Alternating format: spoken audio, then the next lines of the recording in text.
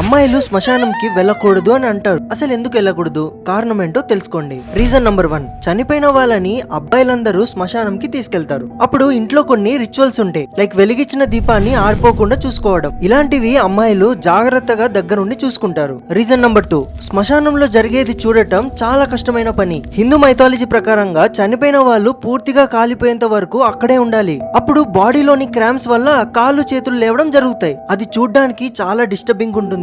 అమ్మాయిలు చాలా సెన్సిటివ్ కాబట్టి మైండ్ లో ఒక ఇమేజ్ ఉండిపోతుంది అనేసి రానివ్వరు. రీజన్ నంబర్ 3, శ్మశానంలో చాలా మంది చనిపోయిన వాళ్ళు వస్తూ ఉంటారు. అలాంటి ప్లేసెస్ లో అమ్మాయిలని నెగటివ్ స్పిరిట్స్ ఎక్కువగా అట్రాక్ట్ చేస్తాయని అంటారు. రీజన్ నంబర్ 4, అబ్బాయిలు ముఖ్యంగా అన్ని రిచువల్స్ కంప్లీట్ అయ్యాక గుండు కొట్టించుకుంటారు. కానీ అమ్మాయిలు ఇలా చేయడం చాలా తక్కువ.